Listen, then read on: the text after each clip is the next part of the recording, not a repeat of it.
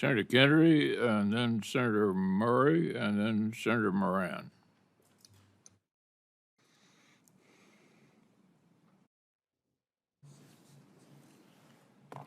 General, is the theocracy in Iran an enemy of the American people and all people who refuse to adopt the theocracy's radical version of Islam? Well, Senator, I'm not a scholar in that regard, but I would say that Iran presents a clear and present danger to all those who do not bend to Well, their do you think will. they're our friend? They are not our friend. And how long have they not been our friend and the world's friend? For many decades, sir. How many innocent people has the theocracy in Iran killed because they refused to adopt the theocracy's radical version of Islam? I don't have a number, but it's in the thousands. Tens of thousands, right? I would think so, yes, sir. Hundreds of thousands, right? Again, I don't have the exact number, but I would not be surprised if it were. If the theocracy in Iran developed a nuclear weapon, would they be more or less dangerous? No, they would be far more dangerous, Senator. There's a saying, if your neighbor says he's going to kill you, you should believe him. Can we agree that the president's decision to destroy the Iranian theocracy's nuclear weapon capabilities made the world safer? I would say it did. What's impetuous mean? Well, sir, impetuous means, again, I'm a poli-sci major from the Texas State School. Impetuous means flippant. Yeah, I would say without flippant. thought, without care. Yes, sir. You're not a politician, are you? No, sir, I am not. Okay.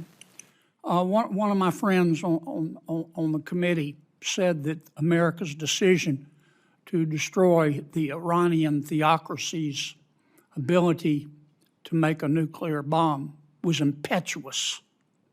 Do you think that's an accurate description in light of the theocracy's years of hatred and bloodshed?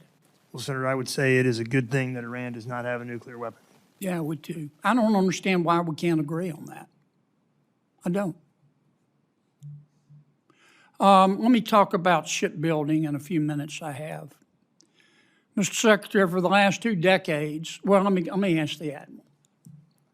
He's not a politician either. Admiral, in the last 2 decades, we've doubled the amount of money we have given the Navy to build ships. We've actually had fewer ships today because we've retired more than we've built. Tell me why in 30 seconds.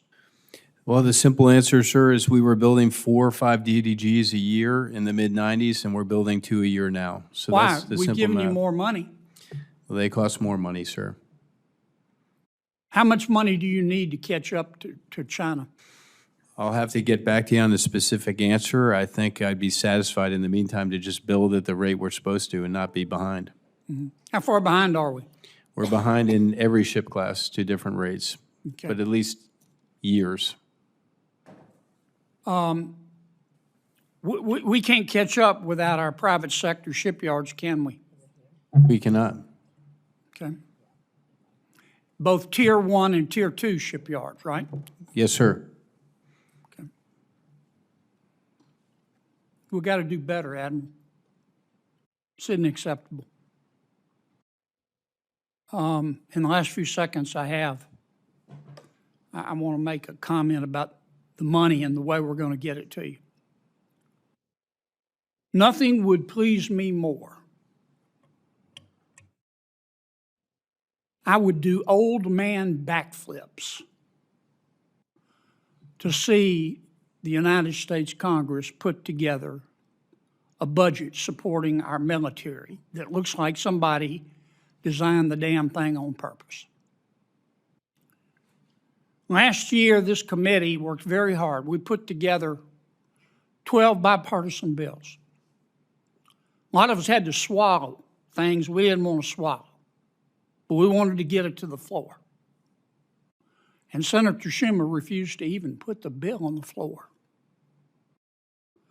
Now, what makes anyone with an IQ above their weight or their age think that now that he is in the minority, Senator Schumer is going to cooperate with us to get a budget on the floor?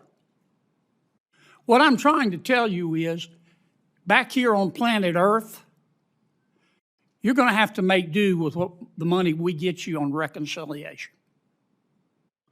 We're headed toward a series of CRs. I hope I'm wrong. But again, I live on planet Earth. We can do more than one reconciliation bill, but you and your colleagues need to start planning for that eventuality. Maybe it'll change. Maybe someday donkeys will fly backwards too.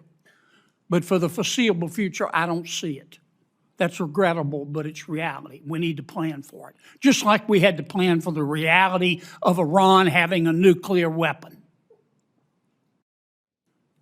Thank you, Mr. Chairman.